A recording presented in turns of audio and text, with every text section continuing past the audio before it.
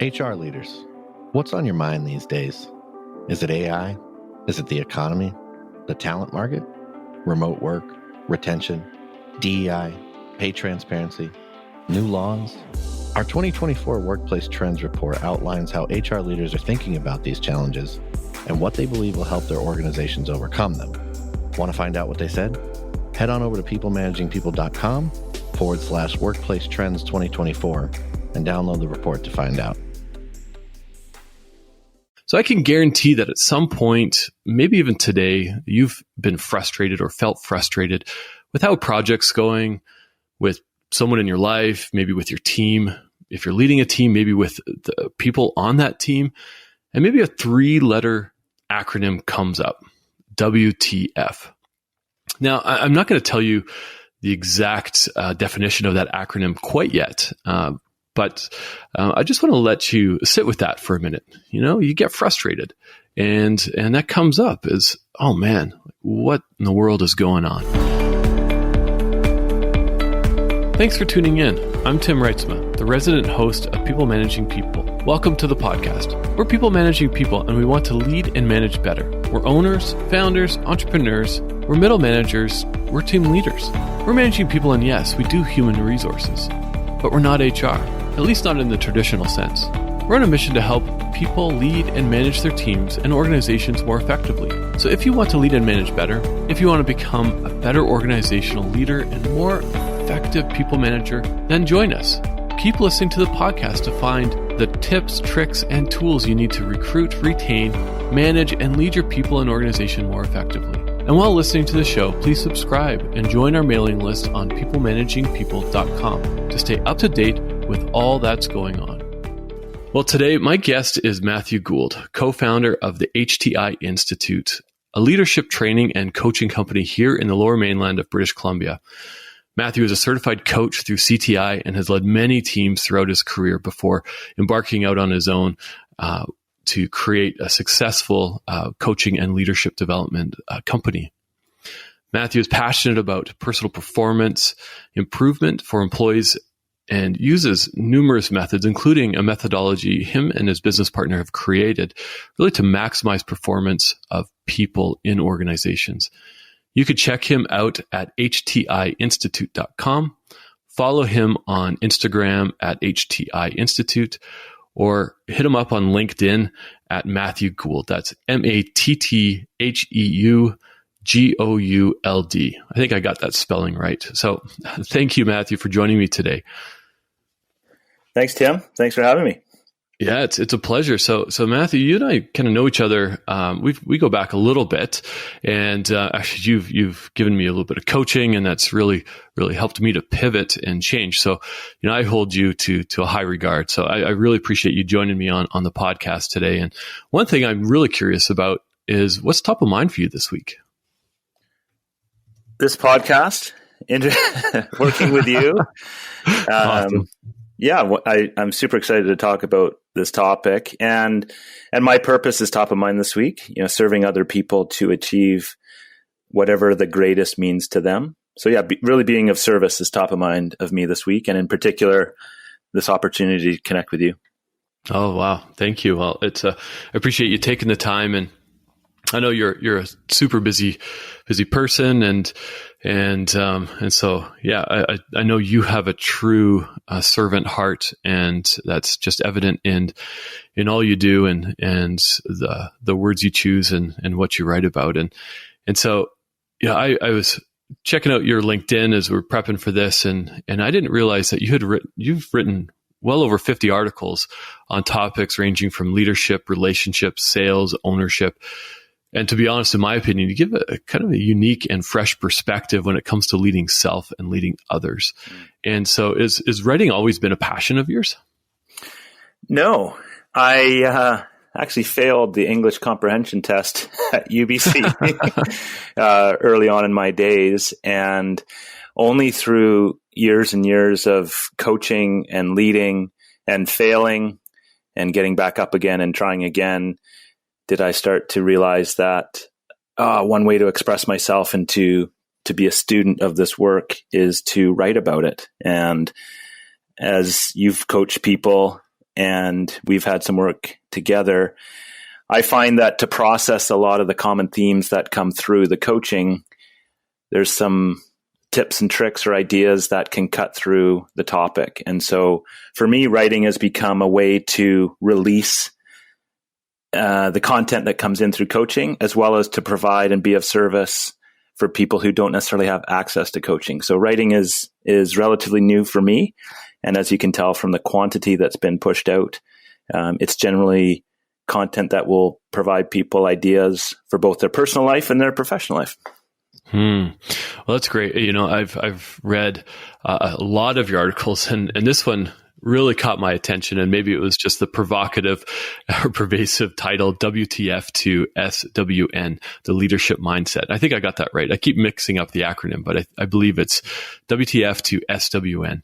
And so, what in the world is WTF to SWN? You mentioned it in your intro, Tim, and I'm sure you've had moments yourself around just what the bleep, like something happens that you're not expecting. Life comes at you, and there's a twist or a turn, and a normal human reaction is WTF. I wasn't expecting that. That's not what was planned. I can't believe that's happened to me. I can't believe my boss said that to me. Unfortunately, cancer is a common diagnosis that gets given, and that's hit my family. And so there's those WTF moments that are real and practical. Mm-hmm. And in the coaching world, many coaching calls are around WTF. How do I overcome this current circumstance that's hit me? And so where this article and this concept really came from was listening to leaders, listening to managers rant and rave about their people, rant and rave about how aggressive the sales targets were by their executive, rant and rave about the market. And what I realized, Tim, was that the ranting and raving was necessary. However, it never, ever addressed what was in front of them. It never addressed the WTF moment. And so if you think about it, what comes next is, so what now? So it's moving from that mindset of WTF or, what the bleep, or, I saw in the article, it was, who to fault to, so what now? Mm-hmm. And it's just changing that mindset and moving past the complaining or the rant and raving and actually doing something about it. But I'm curious, I've been an opportunity to lead people in a large organization, and I've been frustrated. Mm-hmm. Is it okay to get frustrated when you're in a position of leading people or managing people? I hope so, because I get frustrated. I know you do too. And I believe frustration is a sign of passion and commitment and drive. And we do miss our targets. We do fail. And a lot of success that you see out in the world, what came before it was a lot of failure. Mm-hmm. And so WTF could stand for way to fail. You can celebrate it, way to fail. And then so what now? And at the HTI Institute, what we really believe in is it is a we concept. So Tim, if you and I are on this podcast and something happens on the podcast, maybe there's a technology challenge. So how do we recover now? It takes two of us. So what now? What's needed now? And so, yes, I believe, and we believe, Tanya and I, my partner, believe that, and you can relate, you can't be in business without another person. Even if you're a solo entrepreneur, you have customers to serve. It's constantly a relationship. And so, yeah, it's really a can you be non-emotional? I think that might show a sign of a lack of passion. Yeah, it's like this image of just a robot, somebody who is just beaten to the drum with no emotional face, no emotion being coming out of them. And so it's like, okay, why am I paying this person? Or why did I just hire a robot to do this job? And so, we're all wired with emotions. And in your article, you wrote, it is difficult to make logical decisions with an emotional mind. Mm. And I've got a couple small kids and I get fired up, and it's true. It's hard to make decisions and drive great decisions when your emotions are fired up. Mm-hmm. How do we move past that? We're wired to have emotions, and especially when we're leading people, like you said, we may have aggressive targets. We may have missed the mark. Somebody may have royally messed up on a project. Then how do we then move to that so what now mindset? Mm. I believe it begins with awareness and truly understanding that, let's say your children spilt milk all over your brand new carpet in your newly renovated home. Understanding the awareness that the milk is already spilt. Tim, you cannot unspill the milk. It's spilt. It's already down there. It's already down there. And so what do you want to be known for? If the N was actually known for, I mentioned I failed the English comprehension test, so knowing is a no. What do you want to be known for as a parent? How do you want to recover from the spilt milk? So I say the first step is really, as soon as you feel the emotion, because you will, and I will, and we are emotional creatures, find a way to pause and think, so what's needed now? How do I want to parent my son after the milk is spilled? And I don't know if rage and getting angry and yelling that only gets you to the start line. And eventually you'll have to say, where's the paper towel? Like, what do we need now? And so I believe the first step is awareness of what you can and cannot control. And you definitely cannot control what's happened. What you can control and influence is what you do next and what we do next as a group. Wow. It's an interesting perspective, right? It's the problem's already happened. You've already spilt the milk. You've already missed your sales target, or you've already, messed up on that project. And it's, how do you, I like that. It's how do you recover? What do you want to be known for? So actually taking that pause. So we talked about spilt milk. And if someone's listening who is leading a team or maybe even just leading themselves, or maybe has an opportunity to lead a small team or a large team, taking that time to pause and move into that, so what now? What do you think, or first off, do you have any specific examples in the context of an organization, maybe from your past or a client that you've worked with and who really ran into some issues and pushed through this? Yeah, countless, endless examples. And I'll choose one. I do quite a lot of work in the auto industry and in a retail environment. And sales targets and reaching your monthly goals is a common challenge and a common opportunity that teams work towards. And recently there was a sale that was created to try to drive to a month-end number, and it was a colossal train wreck. The sales team didn't know about it. The advertising wasn't lined up. The staff weren't trained the way they needed to be. And so the month went by and the results were abysmal. And the general manager gets his team together and starts to launch in to his team. Why didn't this happen? Why didn't that happen? Why didn't this happen? Why didn't that happen? And you could just see the team already knew that they'd missed the target. The team already knew that the communication leading up to the sale was really poorly done. And there was nothing, you can learn from it.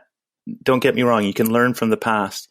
It's how you deliver what you're going to do next. And so I really believe in this concept of what's next, Tim. So we can learn from the past. We can't change it. What we can do is influence the future. So whether it's the car industry or any industry that's striving towards some level of achievement or purpose or mission, how we move forward, that's all we have. That's all we have control of is now forward. I don't know if that answers your question. Oh, totally. It's so often we get stuck, and I say we as in myself, we get stuck dwelling on what happened in the past, and this went wrong, or I wish I did more of X, if in a personal life, and in the business context, it's we missed a target of launching a project or launching a new system. And I've been in a situation in a previous career track where we missed the launch of a massive piece of innovation, and I was mainly responsible for that, and I got laid into pretty hard. And did that motivate me to actually do better? Well, to be honest, it was pretty early on in my career, and it didn't, because it was just somebody laid into me really, really hard, and it became very difficult. Right. And I just think of that concept of, okay, you know what? We screwed up. So what now? What are we going to do? What support do you need? What is it going to take to move us past this? So just to jump in there for 1 second, laying into you hard, to me, is misdirected energy. Misdirected. I don't know if you became defensive, if you started to question, who is this leader yelling at me? Trust may have been eroded. So the passion that your leader had truly was for the target, I believe. I don't know him or her. I don't know what happened. I believe a 1 degree shift, rather than lean into you.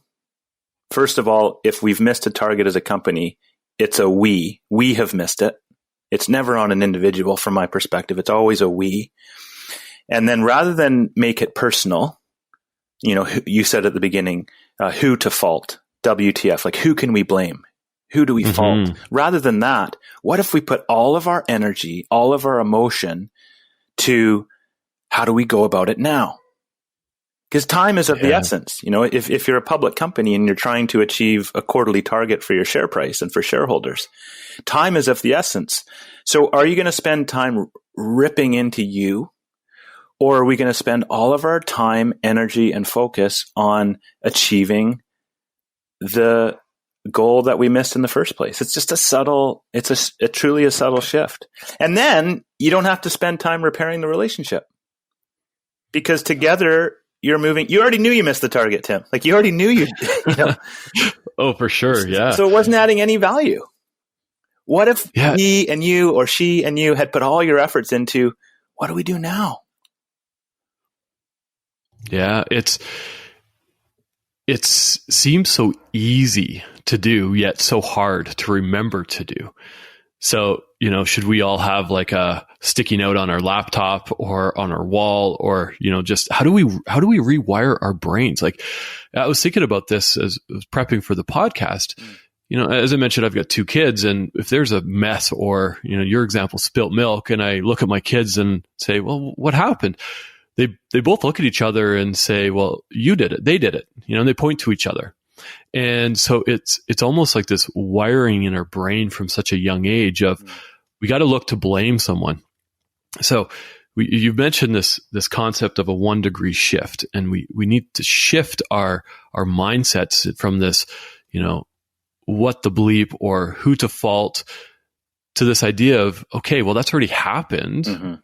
How are we going to move past this? How are we going to rebuild or regroup or, remove that fear? And a lot of fear is in this idea of, I got to look to somebody to blame because I don't want in my head to be on the chopping block, or me to be the one up for a performance review and this come up. So how do we then practically, build this in or rewire our brain?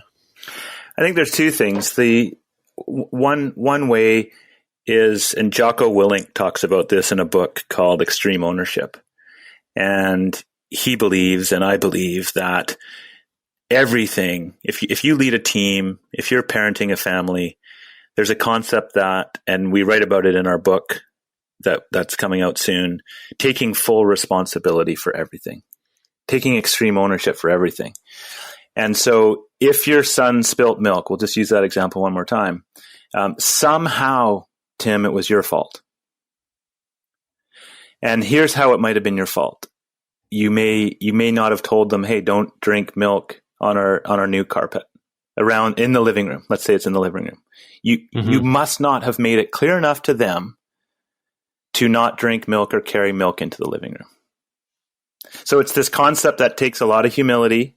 It does take responsibility and patience to say, somehow, if I'm in a relationship with the person, if I'm on a team and I have a salesperson or my exec, somehow it must be my fault. So that's a 1 degree shift away from blaming and looking outward. To the very first step to take could be, so what did I do to cause this?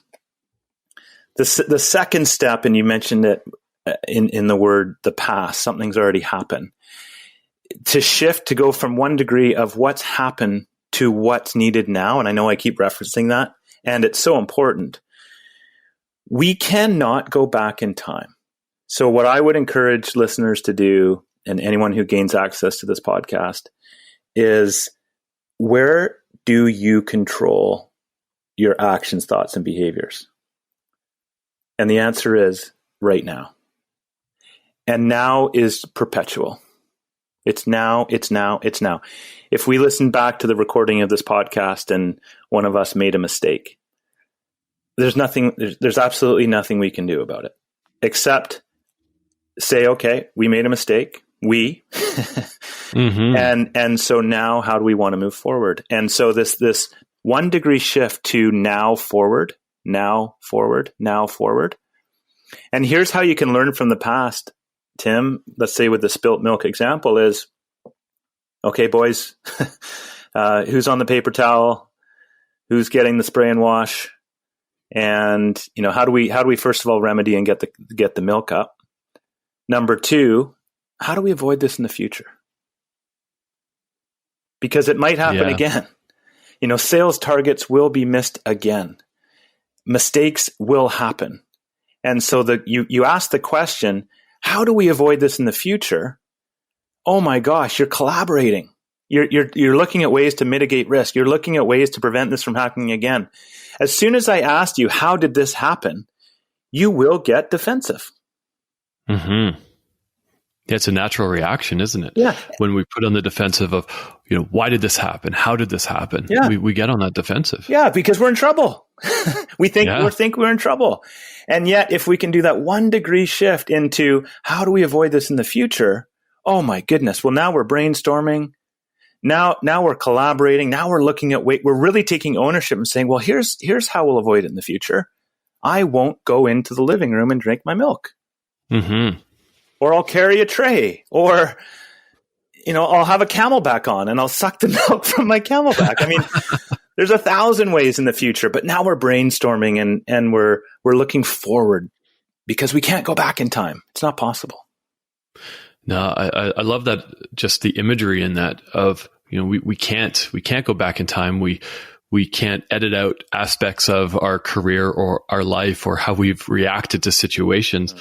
But what we can do is we can really just take a look at how we're going to react to a situation. And that's, I think, what's really important. Mm-hmm. And that's where, if something is going to go wrong, which it will, how are we going to react? And if you're leading people, if you're leading a team, think of if you're headed to battle and you're leading a team and all you want to do is just yell at people and just dwell in what they did wrong, are they going to have your back? Probably not. They may say, 1, 2, 3, go, and you're the only one going, and your team is hiding in behind safety, and so I think that's where we have to really practice this. Of okay, it's happened. We're allowed to be frustrated. I don't believe in shying away from showing emotion, but it's what we do with that emotion moving forward. Yeah, it's what value gets added by yelling at someone for a mistake they've made, or a target they've missed, or a promise they didn't keep. What value gets added? Mm-hmm. I don't know what value gets added, especially to the relationship. And then do they really, to your point, do they really want to go to bat for you now and make different actions and behaviors moving forward? I don't, maybe they do out of fear. Maybe. Yeah, but now you're leading out of a place of fear versus out of a place of trust. And I think, so much data supports this. And I've given a number of talks on this to university students about we need to establish relationships on trust, whether you're personal relationships or in the workplace, whether you're starting a career or you're leading a team, your people trust you. And that mindset of, so what now? Hey, how are we going to move past this is one simple way to start building trust or keep adding to trust. Well, think of this. Think of this. If you and I work together and I yelled at you for something that you missed, you will strive. You need to make a living. We are working together, and it's not like you're going to necessarily quit right away. Over time, you might, and look for an alternative. But now your energy is spent not on the target. You're looking for another job. Let's say though that you're now doing something because you don't want to get yelled at again.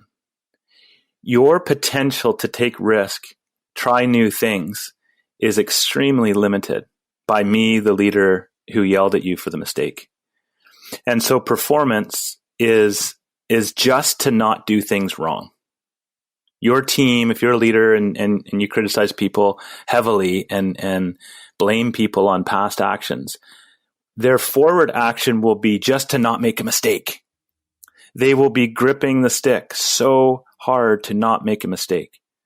Whereas the leader or the parent or the business partner who says, wow, how do we avoid this in the future? And what's possible? What's possible? Way to fail. Like it's a celebrating moment, like way to fail, WTF. And then, wow, what's possible? So what now? What and then the team member and you're brainstorming, and the outcome, Tim, is exponentially going to be better because you're not in a place of fear. Oh, I just love that. It's moving from that place of fear and moving from that place of just looking to blame somebody, just looking to yell, get out your own aggression on your team or on your people. And guess what? If that's how, you listener, if that's how you lead, you may want to ask your team if they trust you, or if they look at the ground when they answer that question. It may be worth just doing some self-examination and headed over to the HTI Institute.com or peoplemanagingpeople.com and do some reading and reach out because if your team doesn't trust you, they're not performing. They're not performing as best they can. Just think of a task when you do something out of fear versus do something out of, you have a blank slate to be creative. It's really just moving past that fear. But I love how you said, way to fail as a celebration. And often we just celebrate hitting a sales target or a product launched or we hit a target.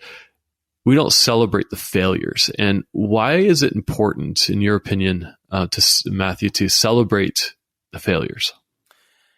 I believe it's great to celebrate failure because it means you've tried. It means you're in the game. It means you're taking risk. It means you're putting your neck out and you're striving towards reaching a common objective. And if you're in a place of believing that winning is the only way, I would argue that your target, your goal, your vision is extremely low. It's extremely limiting. And you're on your way to average. You're on your way to just not making mistakes. And so celebrating failure, I believe, is paramount because we fail all the time. I fail as a parent. I fail as a husband. I fail in coaching my clients. And if I'm not willing to fail and we don't celebrate that, I just think we're playing a small game.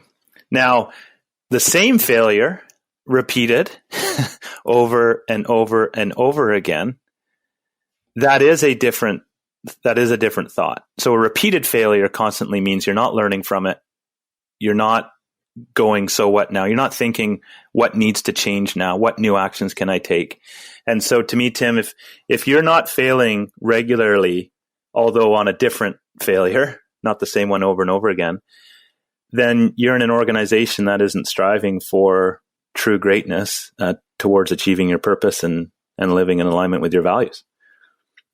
Yeah, I think we could do a whole podcast just on that concept of celebrating the failures, because again, I think we've wired ourselves to be afraid of failure, be afraid of trying something new. And you think about from a young age to starting off a career and building a career, and now maybe again you're leading people. We are going to fail.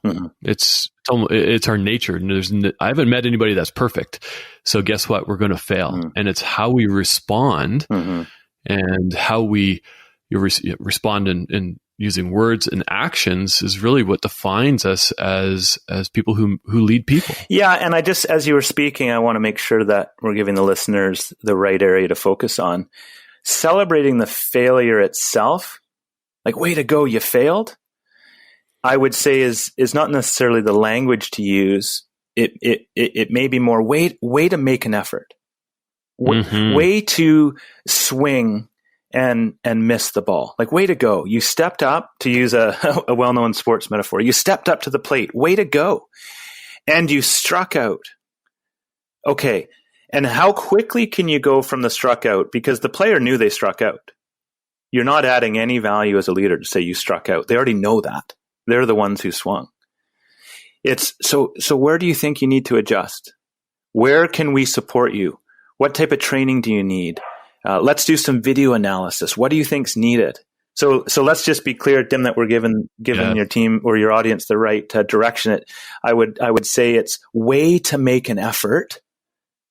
Now, how do we adjust that effort? What do you need to do as the employee? What do I need to do as the leader? And what do we need to do together to ensure this doesn't happen again? And then when it does, because it may, what now, like, just a constant adjustment until the ball gets hit and the targets get reached. Yeah, I just think of that in that analogy in a business world. And I'd led a global inside sales operations team for many years. And I can't imagine going to this team and just looking at this team and saying, wow, way to miss the target, and just head to my office and shut the door. What a great motivational speech. Imagine walking into your CEO and saying, woohoo. And he says, she says, what's the cake for? Oh, we missed target again. Yeah. And just leave it there, right? That would most likely be your farewell cake.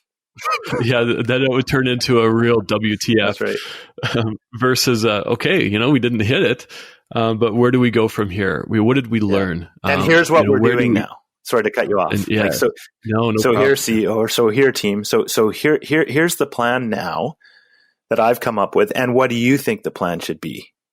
Like, let's really study. So how do we avoid this in the future? What changes do we need to make? What adjustments do we need to make going forward? Perfect. Yeah. Well, I just want to wrap up with just kind of summarizing what we chatted about. And I think right from the beginning, you mentioned this idea of awareness. The problem has already happened. And then taking a pause. And this is whether you're leading yourself or leading a team, small team, large team, wherever you are in career or in your personal life, and taking a pause. And how are you going to react to it? And choosing the language you're going to react to. And I think you've given a number of great insights into this. And I just love the concept of that 1 degree shift, moving from just a pure reactionary response to a place of, what, it's my fault. I take responsibility and approach it with humility. And I think there's some great takeaways for our listeners in that. Any final thoughts before we wrap up? Yeah, I'm sure today I'm going to have a WTF moment. I'm sure you will, and I'm sure the listeners will. And the whole focus of today, and what I hope listeners take, is rather than direct the WTF energy either at yourself, oh my goodness, I'm such an idiot, and get really down on yourself, or take it out on the person that's in front of you. It's to have the WTF moment, be aware of it, and redirect the energy to solving the problem, to just really take that focus. You said the 1 degree. And rather than express it onto someone else or yourself, take that WTF energy and to apply it to overcoming the obstacle. Mm-hmm. I also want to say thanks. I also just want to say thanks to you for going out there and hosting this podcast and inviting me to attend. And I always get so much energy from your authentic interactions. I love spending time with you and collaborating with you on topics like leadership and values and all the great work you're doing in your business and Culture Assassins and Spark. So I just want to say thank you and just love working with you. Wow. Well, thank you for that, Matthew. And I really appreciate you joining me. I know we're going to have you on again in the future. And because I think we can cover a lot of different topics about managing people. And so for the listeners, go to htiinstitute.com or check out Matthew on LinkedIn. Also, please head to peoplemanagingpeople.com and comment on this podcast, as well as subscribe to the podcast. If you like what you're hearing, have ideas for topics, reach out to me and head out to peoplemanagingpeople.com. That's where we also have our newsletter. And so put in your information there and get access to great content that will be coming out and it's already out. So thank you again and have a great day.